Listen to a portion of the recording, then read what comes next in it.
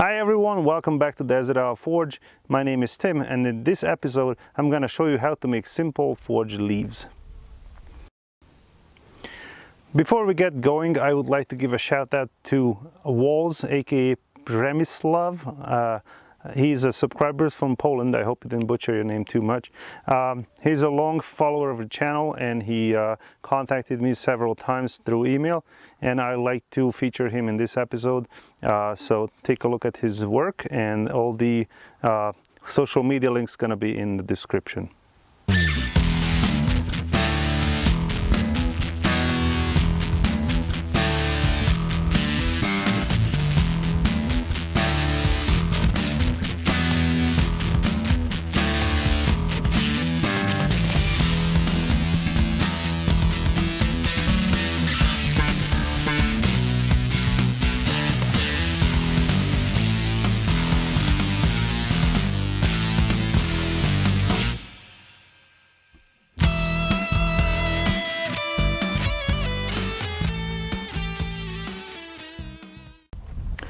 So to demonstrate the simple leaf, I'm going to use a 3/8 solid round, and I cut it at a comfortable length so I can hold it, so I don't have to focus on two things at once, especially for beginners.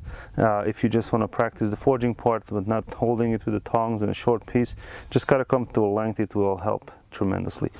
I'm going to use the 3/8 round because this is also a comfortable size. This is not too small, not too big, but this project also is easily scalable.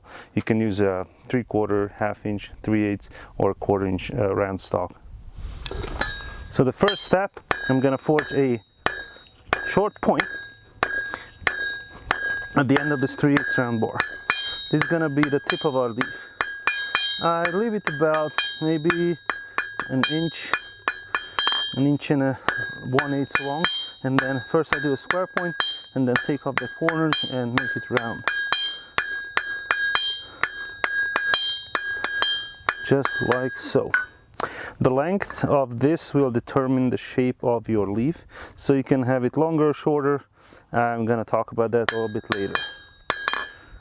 Now we give another heat, and then we come to the horn of the anvil, and we're gonna reduce this the thickness here and separate a little like a teardrop kind of shape, and that's going to be the base for our leaf.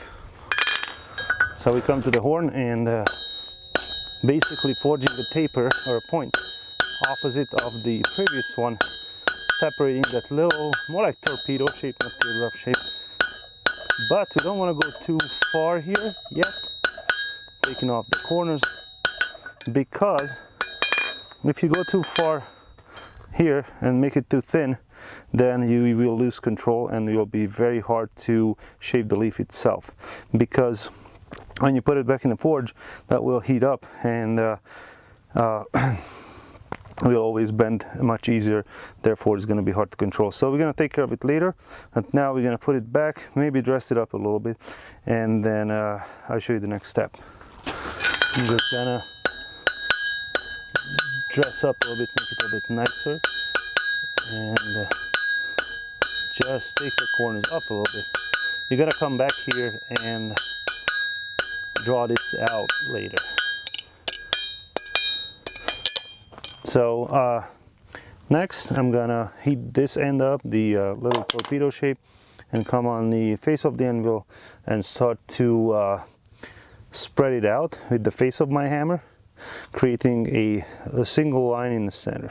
So still using my 3-pound hammer, now we're spreading out the main body of the leaf, tilting the hammer towards us and then away from us, making sure that we have a single line in the middle. That's the high point, kind of like a spine. And if you like to make it wider, you can make it wider. If you want to leave the leaf just like this, that's fine too. I'm going to make it just a bit wider. I'm going to switch to my 2-pound hammer. This is the 3-pound hammer. That gives me a little bit more control at this point because the material is already thinner. So now switch to the 2-pound hammer and just spray it out a little bit, making a little touch up on it. And if you use like a rounded face hammer, it might even create a little texture like my hammer right now, and it just adds to the design. Nice. Alright, I'm happy with this size for this right now. So next I'm gonna heat it up, come to the horn of the anvil and give it a little shape to put some life in it, make it look more natural, because we know in nature nothing is straight, nothing is flat, everything has a curve to it. Alright, so we are at the horn of the anvil and just giving it some curvature, a little life to it. And if we forge this stem too thin, now we would have really hard time, because then it always want to bend there where it's the thinnest. So give it a little curve. Now the next step is to forge this stem down to the final thickness. Alright, and now we're just gonna draw this down to the thickness, the thinness that we desire.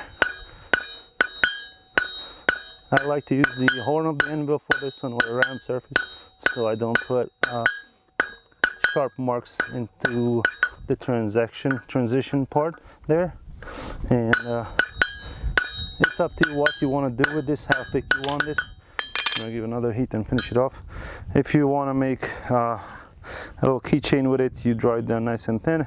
If you want to use it as a part of a ornamental design, you know, you have to see what thickness you need to use for that one. I'm gonna go a little bit thinner with this one, and then I'll give you some final words.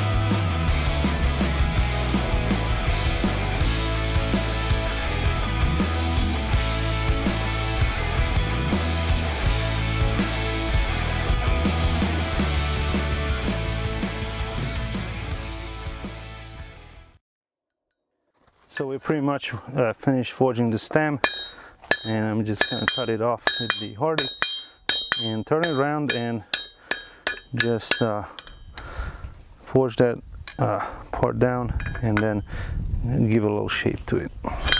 So the final step is just to finish off this stem here. Just forge it down to the same thickness as the rest of the stem, and this leaf will be ready to use, and either forge weld or weld it together into a larger design, or make it into some small object. And I'm just going to give this a little curve, and then, you know, when you incorporate it to something, then you will have to adjust that curvature, and you know, according to your design. Alright, so here is the finished leaf. This is just a raw leaf ready to go. I also show here, I made them previously, a smaller variation which made out of a 1/4-inch round stock, and the larger one that's made out of a 1/2-inch round stock. You can even make bigger one, larger ones out of 1 inch, but there's going to be a lot of elbow work, a lot of forging. I mentioned before that the length of the point that you forge first can determine the shape of the leaf. You can move this mass up and down the length of the leaf. If you want to have different types of leaves, you can have a shorter point and have the mass of the wider part of the leaf up front, or you can push it even more and make a much longer leaf. You can turn these into little trinkets, keychains, or little pendants, or you can combine them to a larger design such as this one that incorporates different variation, and also a little berry fruit kind of deal. This could be part of a fire screen, a window screen, end of a curtain pole, or all kinds of stuff. If you're Patreon supporters, I'm going to upload a short video showing how I made this variation, which has a little vine, twirly vine at the end.